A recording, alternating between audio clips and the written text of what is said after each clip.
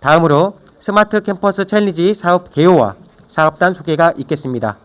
대도시와 지방 소도시의 디지털 격차 해소를 위해 공모 사업을 기획한 분입니다. 스마트 베뉴 사업 단장인 공주대 김재환 교수님 앞으로 모시겠습니다. 네, 방금 소개받은 스마트 베뉴 사업단을 이끈 김재환입니다.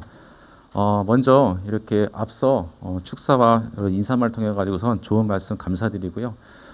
사실 이 세미나를 기획하면서도 여러 가지 고민이 많았습니다. 사실 거창한 세미나보다 실질적으로 더 사업에 있어서 성과를 더 잘 내고 우리가 향후에 이 사업이 전국적인 모델로서 확산하는 데 더욱더 힘쓰는 게 더 중점을 두도록 할 거고요. 그래서 오늘 이 세미나랑 이 출범식을 통해 가서선 앞서 우리 모든 콘서들이 더욱더 큰 다짐을 하는 그런 시간을 갖도록 하겠습니다. 먼저 저희 스마트 베뉴는요. 저희가 하고자 하는 사업에 있어서의 실증을 담은 하나의 솔루션 이름입니다. 그래서 다시 말해서 뭔가 좀 더 똑똑한 장소, 뭔가 하나의 거점을 통해 가지고선 모든 사람들이 스마트 격차 없이 그런 복지도 누리고 여러 가지 혜택을 누리고자 하는 그런 명칭으로 저희들이 네이밍을 해봤고요. 이걸 간략하게 제가 말씀을 드리도록 하겠습니다. 먼저 저희 사업단은요, 국토부가 하고 있는 챌린지 사업에서 두 가지가 있습니다. 크게 캠퍼스 챌린지가 있고 타운 챌린지가 있는데 이 사업 중에서 저희는 캠퍼스 챌린지 사업에서 중점을 둬가지고선 지난 2월에 TF팀을 꾸려가지고 결성을 했고요. 간략하게 말씀드리면은 대학이 주관하고 또 기업과 지자체가 참여해서 혁신적인 아이디어를 통해 가지고서 캠퍼스와 인근 상가 또 도심에 실험하고 또 새싹 기업 등 여러 가지 창업으로 이루어지는 즉 스마트 솔루션형 실증 사업이라고 보시면 되겠습니다. 저희들이 이 사업이 국토부에서 공모가 난 이후에 2월 달에 TF팀을 구성을 했고요. 3월 12일 날 사업 제안서를 제출했습니다. 총 81개 대학이 응모를 하였고요. 3월 22일 날 12개 대학이 서류 심사에서 통과를 하였습니다. 그 이후 3월 25일 날 국토과학기술진흥원 카이아에서 저희들이 제안 발표를 했고요. 그 중에서 최종적으로 3월 30일 날 8개 대학이 선정되는 그런 영예를 맡게 되었습니다. 그 이후에 5월 말까지 수차례에 걸쳐가지고 사업비 적정 심의를 있었고요. 제안서 발표 위에 사업비 심의를 하면서도 여러 가지 또 저희들이 고민도 많았고 여러 가지 또 노력도 많이 했었습니다. 그 이후에 또 6월 1일자로 사업을 계약을 했고요. 실제 이제 사업이 시작한 지 이제 일주일 정도 됐다고 보시면 되겠습니다. 본 사업단은요, 크게 5가지 콘솔로 되어 있고요. 공주대학교가 주관 기관이고요. 그 외에 지자체인 예산군청, 그다음에 권역공기업인 충남개발공사, 그다음에 민간 기업인 아키큐 플러스, 그다음에 민간의 ICT 업체인 퍼스트마일, 크게 5가지 콘솔로 구성이 되었습니다. 이 5가지 콘솔을 통해 가지고선 저희가 하고자 하는 사업의 실증과 확산이 이루어지는 그런 모델을 만들고 있고요. 그렇게 콘솔가 구성이 되어 있고요. 저희가 이 사업에 있어가지고 아이디어랑 여러 가지 고민을 많이 했었습니다. 짧은 시간 동안에 많은 노력들을 했었는데요. 기본적으로 공주대학교가 갖고 있는 여러 가지 자원들이 무엇일까? 앞서 총재께서 말씀하신 대로 저희는 캠퍼스가 여러 개가 있습니다. 대표적으로 공주의 2개 캠퍼스, 그다음에 예산 캠퍼스, 그다음에 천안공대가 있는데 그렇다면은 이 캠퍼스가 갖고 있는 여러 가지 지역적 차이도 분명히 있을 겁니다. 천안 같은 경우에는 수도권을 중심으로 하고 있기 때문에 여러 가지로 인프라들이 잘 되어 있고요. 또 공주도 기존에 있었던 여러 가지 강점들이 가지고 있고요. 예산 캠퍼스 같은 경우에는 좀 더 저희들이 좀 더 중점을 받습니다. 우리 지역이 갖고 있는 문제들이 뭐가일까? 또 군수님께서 고민하시는 사항들이 뭐가 있을까? 이런 부분들을 꼼꼼히 살펴봤고요. 그 중에서 가장 고령화에 대한 부분들, 또 여러 가지 고령화에 따른 인프라의 부족, 이에 따라 가지고 젊은 층들은 점점 외곽으로 유출되는 그런 현상들이 계속해서 발생하고 있었고요. 따라서 도시공간 자체가 좀 비효율적으로 이렇게 바뀌는 모습들이 있었습니다.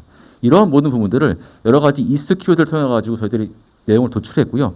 이러한 이슈 키워드를 몇 가지 솔루션으로 군집화시켰습니다. 그 중에 하나가 바로 스마트 공동문화, 스마트 교육 지원, 그다음에 방범과 안전, 그다음에 스마트 피난처, 헬스케어, 그다음에 궁극적으로 정보 강점을 보실 수 있는 사항들. 이렇게 저희 솔루션을 담아봤고요. 그러면은 이러한 솔루션을 담을 수 있는 그런 매개체, 그런 그릇이 뭐가 있을까라고 그 과정을 고민을 해봤습니다.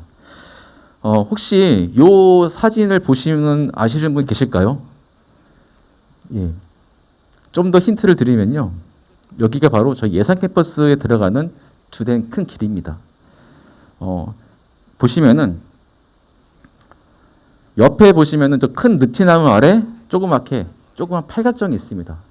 아직까지 저 자리에서 짜장면을 제가 먹지는 못했었는데 항상 제가 2015년도에 공주대학교에 부임하고 난 이후로 저기 가서 아이들하고 한번 짜장면 시켜서 먹어보자. 아직까지 못하고 있지만 저걸 보면서 저희 예산을 상징할 수 있는 그런 모습이지 않을까 착안을 했습니다. 다시 말해서 아마 여기 20대에 계신 분들은 없을 것 같은데 전원일기라든지 이런 거 보면요. 옛 정치가 흘러나오고 그 정치 안에서 오순도순 사람들이 모여가지고선 여러 가지 담소를 나누고 또 여러 가지 정보를 공유합니다. 즉 큰 마을에 있는 느티나무 아래서 이러한 대청마루라든지 파역정 안에서 마을 사람들이 서로 공유하고 그들의 문화를 더욱더 크게 만들고 또 그를 통해 가지고선 외부인들로부터 방범도 할 수 있고 여러 가지 사항들이 어울리는 하나의 매개가 바로 느티나무라는 그런 나무이고요. 이걸 통해 가지고 저희들이 그렇다면은 우리가 바로 이거를 담을 수 있는 걸 만들자 해서 저희가 스마트 베뉴라고 그렇게 네이밍을 해봤습니다. 자, 그래서 단계별로 이 네이밍을 위해서 저희가 두 단계를 거쳤는데요. 크게는 예산군을 통한 지자체 모형, 즉 지역을 거점으로 할 수 있는 하나의 타입과 또 한 가지 권역공기업인 충남개발공사를 통해 가지고 할 수 있는 모형, 즉 권역기업이 할 수 있는, 즉 다시 말해서 충남개발공사가 하고 있는 더 행복한 주택에 이거에 대한 모델들을 투입시켜 가지고서 점점점 전국 단위로 확산해주는 두 가지 베뉴 타입으로 저희들이 제안을 했습니다. 이 두 가지 베뉴를 통해 가지고 궁극적으로 저희들이 지방 소도시 도시 문제를 안고 있는 지역 현황 부분들을 해결할 수 있는 부분들, 또 한 가지 대학이 갖고 있는 지식과 인프라 이 부분들을 여러 가지 아이들을 통해 가지고 시너지를 낼 수 있고 궁극적으로 창업과 일자리를 이어줄 수 있는 부분들까지 저희들이 확산을 시켰고요. 또 한 가지는 충당명 이런 더 행복한 주택을 통해 가지고선 이 베뉴 타입을 통해서 LH를 뛰어넘는 그런 뭔가 확산할 수 있는 그런 모델로 갈 수 있는 그렇게 두 가지 단계로 저희들이 제안했고요. 이 부분에서 아마도 좀 좋은 평가를 받지 않나 하는 그런 생각을 해보게 되었습니다. 저희 사업에 있어서 간략한 효과를 말씀드리면요.